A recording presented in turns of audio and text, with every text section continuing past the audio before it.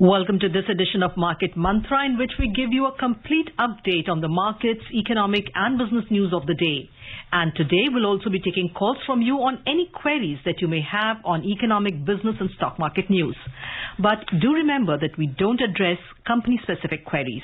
You can call us on 2331 4444, 2371 7106 and 2371 7117. I am Anubha Rohabgi and with me is my co-anchor in Hindi, Sonu Sood. धन्यवाद अनुभा। नमस्कार श्रोताओं, market मंत्र में आपका स्वागत है। रोज की तरह आज भी हम ताजा आर्थिक, व्यापारिक और शेयर बाजार से जुड़े समाचार आप तक लाएंगे। श्रोताओं, आज सोमवार है और हर सोमवार की तरह आज हम आपके प्रश्न भी सीधे प्रोग्राम में शामिल करेंगे। आप हमसे आर्थिक, व्यापारिक और शेयर बाजार से जुड़े किसी भी मुद्दे पर जानकारी प्राप्त कर सकते हैं, परंतु ध्यान रखिएगा कि हम किसी विशेष कंपनी या स्टॉक के बारे में आपको जानकारी इस कार्यक्रम में नहीं दे पाएंगे। हमसे बात करने के लिए आप इन नंबरों पर हमें फोन कर सकते हैं 23314444, 23717106 और तीसरा नंबर है 23717117। दिल्ली से बाहर के श्रोता इन नंबरों से पहले 011 भी डायल करें।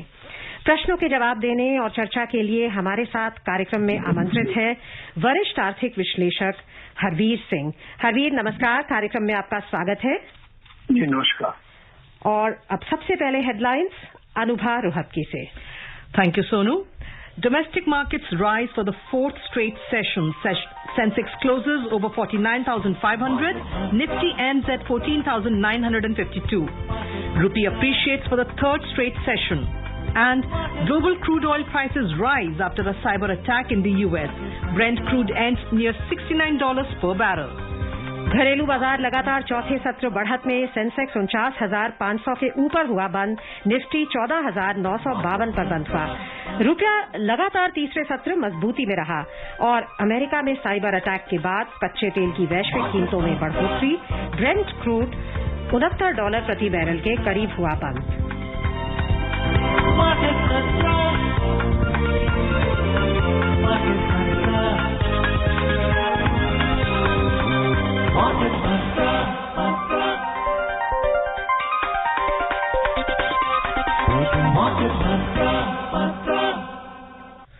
शुरुआत करते हैं शेयर बाजार से। लगातार चौथे सत्र बढ़त दर्ज करते हुए बंबई शेयर बाजार का सेंसेक्स 0.6% की वृद्धि से 296 अंक बढ़कर 49,502 पर बंद हुआ। नेशनल स्टॉक एक्सचेंज का निफ्टी भी 0.8% की वृद्धि से 119 अंक बढ़कर 14,942 पर बंद हुआ। व्यापक बाजार की बात करें तो यहां प्रदर्शन सेंसेक्स से बेहतर था।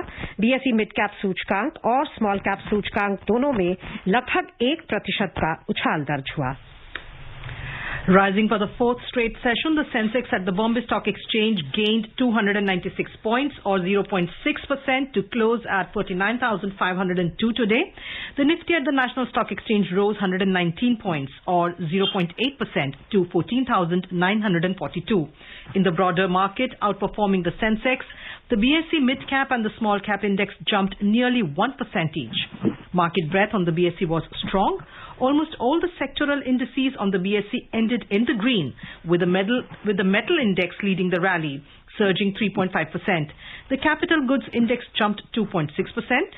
The healthcare index climbed 2.3%. The power index gained 2.1%. The auto index rose 1.6%.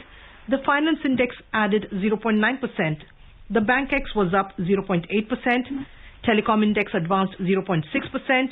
And the FMCG and the energy indices rose nearly 0.4% each. The IT index was the only sector to end in red, declining 0.2%. और अब हमारे आज के पहले collar हमारे साथ जुड़ गए हैं कोलकाता से मिस्टर के सहगल। मिस्टर सहगल, नमस्कार, स्वागत है आपका। बताएं क्या पूछना चाहते हैं। मेरा सवाल तो घिसा पिटा ही है जी। I am a senior citizen, 86 year old जी, और मेरा एक एफडी मैच्योर हुई है 2 लाख की आज, लेकिन बैंक का रेट तो 6% है। Can you suggest anything better so that my income is a little better? Actually देखिए, अभी तो ये काफी मुश्किल सा वक्त है, खासतौर से जो लोग इंटरेस्ट इनकम के ऊपर काफी डिपेंड करते हैं, बिकॉज इंटरेस्ट रेट लगातार नीचे आ रहे हैं और सीनियर सिटीजन के लिए थोड़ा एक्स्ट्रा रेट ऑफ इंटरेस्ट भी है, तो आपको एक्सप्लोर करना पड़ेगा। कुछ बैंक्स हैं जो छोटे बैंक हैं, जो बाकी बैंकों के मुकाबले ज्यादा ब्याज दे रहे हैं, तो उसमें आप थोड़ा देख सकते हैं। अदरवाइज तो इन जनरल बैंक का जो 1 ईयर के लिए है वो 5% के आसपास ही है इंटरेस्ट रेट। हरवीर जी, सीनियर सिटीजन्स के लिए एक स्कीम है जिसमें 15 लाख तक, अगर वो 15 लाख तक उन्हें कुछ एक्स्ट्रा मिलता है इंटरेस्ट रेट। हाँ, वो है, उसका तो ये बेनिफिट ले सकते हैं, बट डिपेंड करेगा कि ऑलरेडी उसमें इन्वेस्टेड है या नहीं है। जी, क्योंकि वो लिमिट है 15 लाख। जी जी। And now we have our second caller online. That is Mr. Hasmukh from Mumbai. Mr. Hasmukh, welcome to the program. अपना सवाल पूछिए। सर नमस्ते, सर मेरा एक बेसिक क्वेश्चन है। जी पूछिए। जब ओपन होती है तो पहले 15 मिनट प्री ओपनिंग होता है, तो प्री ओपनिंग में जो ट्रेड होता है उसमें कौन कौन पार्टिसिपेट कर सकता है और वो कैसे सेटल होता है? अगर मुझे करना है तो क्या कर सकता हूँ प्री ओपनिंग में? Thank you. देखिए, फ्री ट्रेड ओपनिंग का इसमें एलिजिबिलिटी क्राइटेरिया अभी इस वक्त तो थोड़ा मुश्किल है कुछ कहना, but definitely will come back to you on this issue. Hardeep ji, आज अभी हमने जैसे पढ़ा कि लगातार तीसरे सत्र हमने बढ़त देखी शेयर बाजारों में, और आज ब्रॉडर मार्केट में भी तेजी थी। सो आपको क्या लगता है ये जो एक हम तेजी देख रहे हैं बाजार में, उसके पीछे क्या कारण दिखाई देते हैं आपको?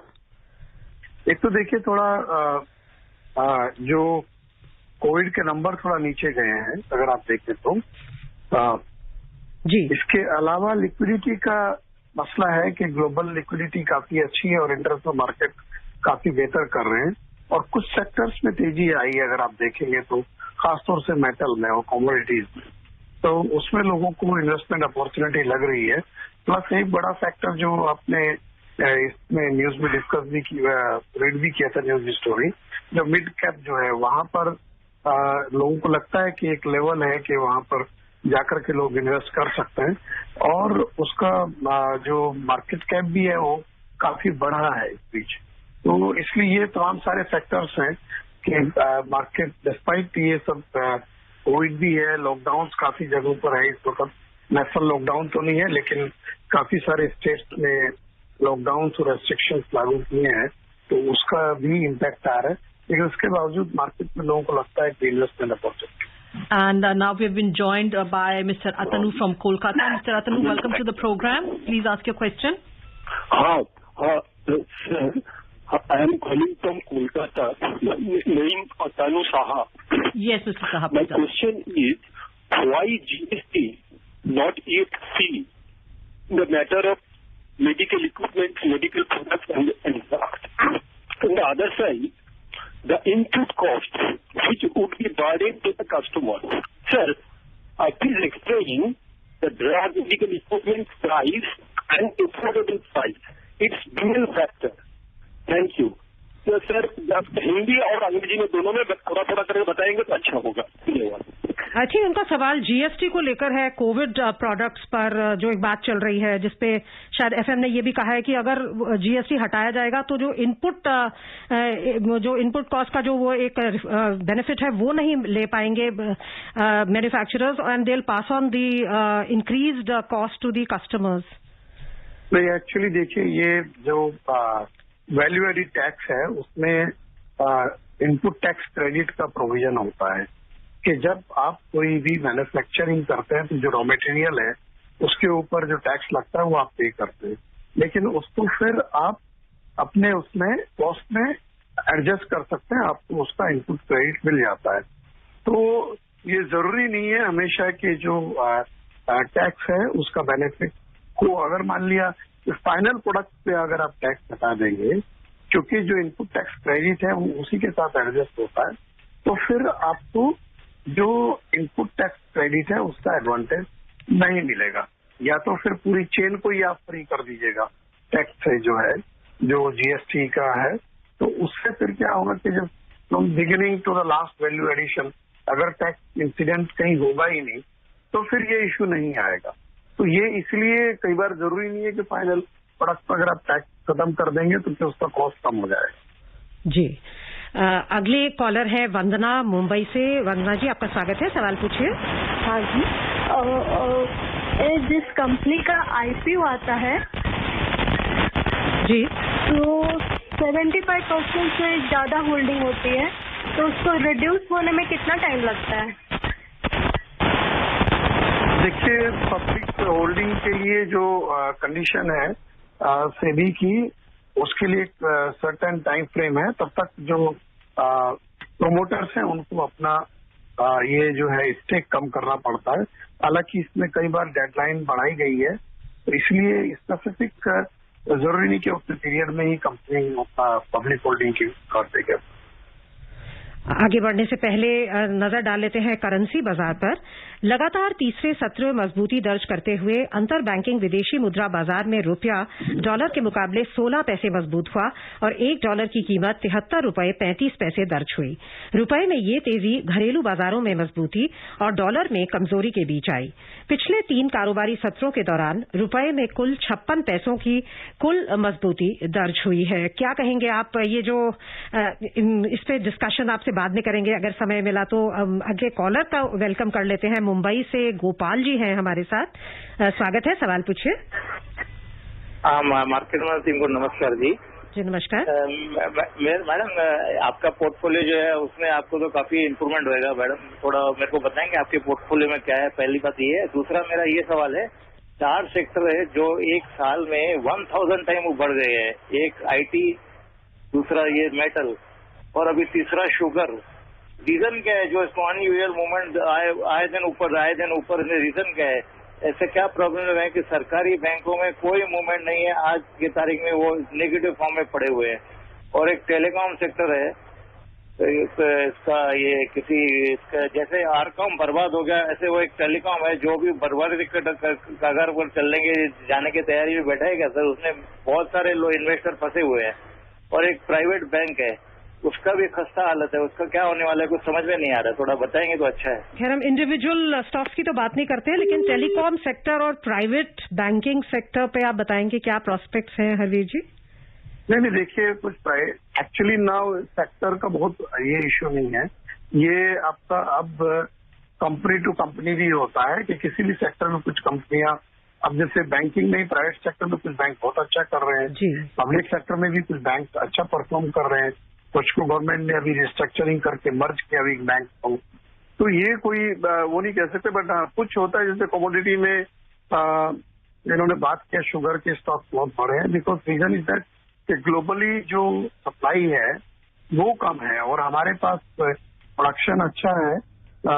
डोमेस्टिक डिमांड मीट करने के लिए हम लोग एक्सपोर्ट भी कर रहे हैं और हमारा जो एक्सपोर्ट का गवर्नमेंट ने जो टारगेट फिक्स किया था उसमें ज्यादातर काफी हद तक कॉन्ट्रैक्ट हो चुके हैं, बहुत थोड़ा बचा है।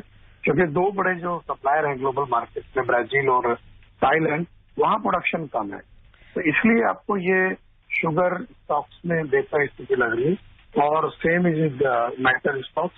प्लस ये भी है कि जो ग्लोबल जो लिक्विडिटी का जो अवेलेबिलिटी है वो कमोडिटीज की तरफ गया है काफी सारा, तो उससे जो इंटरनेशनल मार्केट में दाम बढ़े हैं और फिर उन कमोडिटीज से रिलेटेड जो कंपनियां या जो सेक्टर्स हैं उनमें से मूवमेंट आपको इस तरीके से तेजी से देखने को मिलता है। Harveer ji, and do you also think that, especially coming to the, talking about the metals sector, it's because the economies are opening up now, so there is more demand for metal and other commodities, and that is why this sector is showing, is constantly gaining? You're right. Actually, many big economies are opening gradually and the economic activities are increasing there. So it has a direct relation to the demand of commodities, because in manufacturing you need a lot of commodities, like if it is steel or it is copper or aluminium or other commodities. Same thing is with agro commodities. So, and as I already mentioned, a lot of investment has gone to there. So particularly if you see, the edible oil prices are also going up, sugar prices are also going up, so coffee prices are also going up. So there are investors and companies invest in these their sectors in a big way. So that's why, and all these things are also have a direct relation with the opening up of the economy, so that economic activities are increasing in a big way after this pandemic, fighting the COVID, and the hope with vaccination is increasing. The economies are coming on its feet. Right, and now we have been joined by Mr. Ajay from Delhi. Mr. Ajay, welcome to the program. Please ask your question. Good evening market Mantra team. Good evening ma'am, ये मैं पूछना चाहूंगा, जैसे हम लोग share में ship लगाते हैं तो वो उस समय हमें कौन सी रेट देते हैं? मतलब प्री ओपनिंग वाली रेट देते हैं या इवनिंग वाली या मिनिमम? आप रिपीट करेंगे अपना क्वेश्चन? जैसे हम लोग शिप मार्केट इसमें शेयर में अपनी शिप लगाते हैं, सिर्फ SIP, तो उसमें जो लोग हमें शिप की रेट देते हैं वो प्री ओपनिंग वाली रेट देते हैं या मिनिमम वाली रेट देते हैं? सिप के बारे में पूछ रहे हैं? नहीं, सिप तो देखिए, जब आप उसमें मार्केट में जब तो यूनिट में इन्वेस्टमेंट होता है ना, उसको तब यूनिट का जो वैल्यू है, जो भी स्कीम आपकी है जिसमें आपने सिप लिया है और देन अमाउंट आपने तय कर दिया and you allowed the mutual fund to invest that money, तो फिर वो सिप का उस वक्त जो, because money goes into the unit, basically they buys the unit. SIP is a systematic investment plan, but with that money, mutual fund buys particular scheme and invests into the unit. अगले collar है मुंबई से रत्नाकर. रत्नाकर जी, आपका स्वागत है, सवाल पूछिए. Hello जी, सवाल पूछिए Ratnakar. Good evening sir. Good evening. मेरा सवाल है कि अभी 3-4 सत्र में मार्केट ऊपर ही जा रहे हैं, तो अभी कितना ऊपर जा सकता है और आने वाले समय में कौन से सेक्टर में निवेश करना अच्छा है? देखिए, मार्केट में अगर आप देखें कि कई सत्र से ऊपर गया है, बट एक काफी सारा कुछ डिपेंड करेगा. एक तो इस वीक में कुछ इकोनॉमी के डाटा आने हैं, वो देखना पड़ेगा कि किस तरीके के डाटा है. प्लस ये भले ही एक थोड़ा लोअर ट्रेंड आया है कोविड केसेस में नेशनली, बट ये भी है कि आपका ऑलमोस्ट 2/3 कंट्री ऑलरेडी लॉकडाउन में है, और जो कई सारी जो स्टेट ऐसे हैं जो कि इकोनॉमिक एक्टिविटीज में जिनका शेयर काफी बड़ा है, वहां पर भी तमिलनाडु वगैरह में भी आ रहा है. तो इससे ये सारी चीजें एक सेंटिमेंट क्रिएट कर रही है मार्केट के लिए. ये सब चीजें मिलकर के तय करेंगी, लेकिन ये है कि एक कॉशियस अप्रोच मार्केट में है, और शॉर्ट टर्म में इस तरह का इंडिकेशन है कि मार्केट अभी थोड़ा सा मजबूत रहेगा. और सेक्टर्स उन्होंने पूछे थे, कौन से सेक्टर्स अच्छे रहेंगे? देखिए, सेक्टर में एक तो यही है कि आपका FMCG सेक्टर है, but at the same time जो अभी इंफॉर्मेशन आ रही है कि इवन रूरल एरियाज में भी और ये डिमांड काफी घटी है. तो कुछ सेफ सेक्टर तो यही है, आपका फार्मा हो गया, but definitely agriculture and agrochemical sector is also good, and FMCG sector is also remain on the positive note. और अब सोनीपत से प्रदीप जी हमारे साथ जुड़ गए. प्रदीप जी, स्वागत है प्रोग्राम में, अपना सवाल पूछिए. नमस्कार जी. नमस्कार. हाँ मैम, मुझे ये जानना था. जी बताइए. जैसे कि चांदी होती है तो जी, क्या वो भी हॉलमार्क होती है? एक तो ये बता दीजिएगा. और मैं ये जानना चाह रहा हूँ कि हमें कहाँ पर निवेश करना चाहिए अभी इस टाइम पर, और शुरुआती रेंज में हम कितने रुपए से निवेश कर सकते हैं? हाँ जी, शायद इन्वेस्टमेंट की शुरुआत करना चाहते हैं. नहीं, देखिए, चांदी का भी BIS है, हॉलमार्क सिस्टम है गोल्ड के तरीके से. तो एक तो ये है कि जो सर्टिफाइंग जो प्योरिटी है मेटल का, उसके लिए ये है, तो ये उसको चेक कर सकते हैं जहां भी ये खरीदे या तो जो है. और इन्वेस्टमेंट का देखिए, अभी इसमें ये है कि आपको देखना पड़ेगा कि आप स्टेट इन्वेस्टमेंट करना चाहते हैं, क्योंकि जो इन्वेस्टमेंट अपॉर्चुनिटी है वो बुलियन, रियल एस्टेट, आपका फिक्स डिपॉजिट या आपका स्टॉक, तो ये आपको एक तो अपना एपेटाइज देखना है कि आप कितना रिस्क जो है ले सकते हैं। तो मार्केट में आप म्यूचुअल फंड के रूट से जाएं तो बेहतर रहेगा। लेकिन ये भी है कि जैसे आप पीपीएफ वगैरह का अगर आपका अकाउंट है तो उसमें आपको टैक्स फ्री इन्वेस्टमेंट की अपॉर्चुनिटी मिलती है 1.5 लाख तक की, और वहां पर अभी भी इंटरेस्ट रेट बाकी से बेहतर है, और स्मॉल सेविंग्स की जो फैसिलिटी है तो ये भी आप देख सकते हैं अगर आपका कंजर्वेटिव आपका क्राइटेरिया है तो। हरवीर जी, हमने अभी रुपए की स्टोरी पढ़ी थी तो उसमें हमने देखा कि 3 सत्रों में लगातार मजबूती आई है और 56 पैसों की कुल मजबूती दर्ज हुई है, और जो 75 रुपए प्रति डॉलर के लेवल को क्रॉस कर गया था कुछ समय पहले रुपया, अब वो 73 रुपए 35 पैसे पे आ गया है। आपको लगता है कि रुपए में भी जो प्रदर्शन, जो मजबूती दिख रही है वो भी एक पॉजिटिव संकेत है शेयर बाजार के प्रदर्शन की तरह? देखिए, इसमें काफी कुछ डिपेंड करता है कि डॉलर इंडेक्स कैसे मूव कर रहा है रुपए का, क्योंकि अभी हमारे पास फॉरेक्स रिजर्व सफिशिएंट है। वो डिमांड सप्लाई का तो बहुत इश्यू हमारे पास नहीं है, because we are in a comfortable position. तो ट्रेडिंग जो लोग करते हैं या जो काफी कुछ डिपेंड करता है कि ये आपका ग्लोबली जो डॉलर इंडेक्स है और जो करेंसी है उसके एडजस्ट पे रख करके उसको कैलकुलेट किया जाता है, वो कैसे मूव कर रहा है उस पर ज्यादा डिपेंड करता है। जी, अंतर्राष्ट्रीय बाजारों पर एक नजर डाल लेते हैं। अधिकांश प्रमुख एशियाई बाजार आज बढ़त में रहे। अर्थव्यवस्थाओं के फिर खुलने पर आशावाद से कई क्षेत्रों को बढ़ावा मिला और वॉल स्ट्रीट में मजबूत प्रदर्शन से निवेशकों की जोखिम उठाने की प्रवृत्ति बढ़ गई। जापान का निक्केई सूचकांक 0.5% की बढ़त में रहा। चीन के शंघाई कॉम्पोजिट सूचकांक में 0.3% की वृद्धि हुई। दक्षिण कोरिया के कॉस्पी में 1.6% की भारी बढ़त दर्ज हुई। हांगकांग के हैंगसेंग में कोई खास बदलाव नहीं हुआ और सिंगापुर का स्ट्रेट्स टाइम्स सूचकांक 0.6% की गिरावट पर बंद हुआ। यूरोपीय क्षेत्र की बात करें तो दिन के कारोबार में लंदन के फुट्सी में कोई खास बदलाव नहीं हुआ था। फ्रांस के कैक और जर्मनी के डैक्स में 0.3% की गिरावट थी। चाहे यूरोपीय बाजार हो या अमरीकी बाजार हो, रिकॉर्ड हाईज पर है। आपको लगता है कि एक आशावाद है वहां पर इकोनॉमिक रिवाइवल को लेकर? बिल्कुल, देखिए, जैसे मैं कह रहा था कि तो ये भी था कि शायद इंटरेस्ट रेट को लेकर के कुछ चेंजेस होंगे यूएस में, उसको अभी थोड़ा सा शायद पोज आ रहा है, अभी नहीं होगा। और लिक्विडिटी का जो सीन है वो काफी बेहतर है। अगर आप देखें हमारे यहाँ भी हम लोग भी लिक्विडिटी बढ़ाने के लिए आरबीआई जो है उस तरफ जा रहा है। तो ग्लोबली एक ये माना जा रहा है कि काफी हद तक इकोनॉमी जो है वो बेहतर स्थिति में आ रही है, इसीलिए मार्केट उसी तरह से रिएक्शन अपना दे रही है।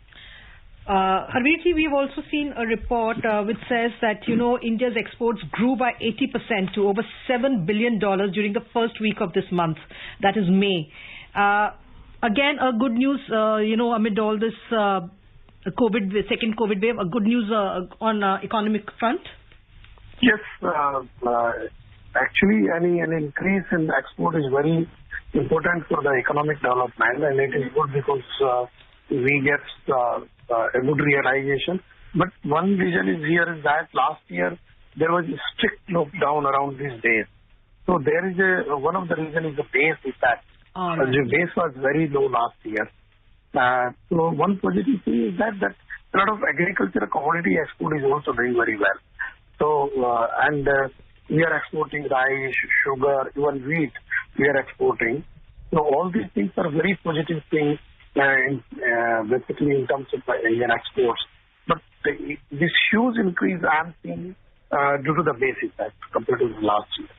हरवीर जी, आपने भी कहा कि इकोनॉमिक डेटा इंपॉर्टेंट आने वाले हैं इस सप्ताह। अगर हम अभी जो ऑलरेडी रिसेंटली रिलीज हुए इकोनॉमिक डेटा उनको देखें तो मैन्युफैक्चरिंग पीएमआई 55.5 अप्रैल में, ई वे बिल्स में बहुत बढ़त हुई है अप्रैल में, cross GST revenue collections record high आए हैं अप्रैल में, एक्सपोर्ट्स का जैसे अभी अनुभा ने बताया, एंड कोर सेक्टर मार्च में 6.8% ईयर ऑन ईयर। सो आपको लगता है कि शायद अप्रैल तक जो मोमेंटम था उसमें थोड़ा सा एक ठहराव आएगा, लेकिन हम आशा कर सकते हैं कि 2-3 महीने में ये जो एक मोमेंटम है वो फिर पेस गैदर करेगा? हाँ, मेरे ख्याल से देखिए तो हम देखते हैं अभी आईआईपी कैसा आएगा और इन्फ्लेशन का क्या सीन है, बिकॉज इन्फ्लेशन का जो हमारा आरबीआई का टारगेट है 4% ±2 का, तो उसमें जैसे ही वो अगर अपवर्ड ट्रेंड है तो वो हमारे सेंटिमेंट्स को अफेक्ट करता है। बट एज यू सेड कि PMI 55 आया और 50 के ऊपर PMI बहुत पॉजिटिव होता है, मतलब बेसिकली जितना ऊपर जाता है that is very good number. Core sector का भी नंबर ठीक था। तो अभी हमें वेट करना चाहिए, क्योंकि एक तो कुछ डेटा में 1 महीने का लैग होता है, कुछ में 2 महीने का लैग होता है। तो वो बट ये है कि अगर ये हमारा जो नंबर्स हैं उसका मजबूती बढ़ती है तो डेफिनेटली ये एक बेहतर होप हमें देता है इकोनॉमी के रिवाइवल के लिए और एक स्ट्रॉन्ग फुटिंग पे कि इसका मतलब ये चीजें सही डायरेक्शन में जाए। Moving on, let's talk about the crude oil prices. Crude oil prices rose today after a major cyber attack forced shutdown of fuel supply pipelines in the U.S.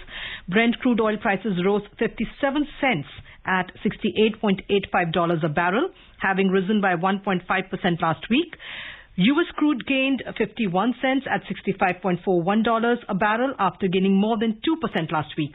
Colonial Pipeline, the biggest U.S. fuel pipeline operator, was forced to shut its network, supplying eastern states following a ransomware attack. After the cyber attack, the U.S. gasoline prices have jumped nearly 2% on Monday, while heating oil was up by more than 1%. Goldman Sachs has predicted that oil demand will reach the pre-pandemic levels by the end of this year and said that Brent would hit $80 a barrel in 6 months. Harvir जी, ये definitely एक challenge हो सकता है। अभी आपने inflation mention भी किया था। जी देखिए, क्योंकि एनर्जी के ऊपर हम लोग बहुत डिपेंडेंट हैं, इम्पोर्ट के ऊपर हम लोग ऑलमोस्ट 80% अपना जो रिक्वायरमेंट है क्रूड का वो इनपुट से पूरा करते हैं और उसमें के दाम में बढ़ोतरी का सीधा इम्पैक्ट हमारे ऊपर आता है, बिकॉज जो रिटेल प्राइसेस हैं ऑयल प्रोडक्ट्स की, पेट्रोलियम प्रोडक्ट्स की, उनके ऊपर असर जाता है। ऑलरेडी हम लोग बहुत महंगा दाम है और कई दिन से इधर जो रिटेल प्राइसेस हैं वो बढ़ी हैं और ये फिर इन्फ्लेशन को ऊपर लेकर के जाता है।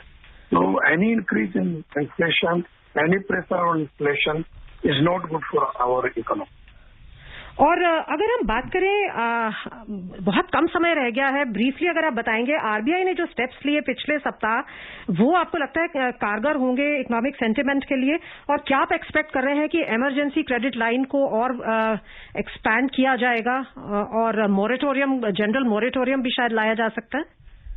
देखिए, आरबीआई ने सारी वस्तुस्थिति देख करके एक कुछ जो मसले थे उनको एड्रेस करने की कोशिश की है कि किसी सेक्टर को लिक्विडिटी का इशू ना हो और लोन का रिस्ट्रक्चरिंग हो, एमएसएमई सेक्टर की स्थिति बेहतर हो, म्यूचुअल फंड्स को भी सपोर्ट करने की कोशिश की।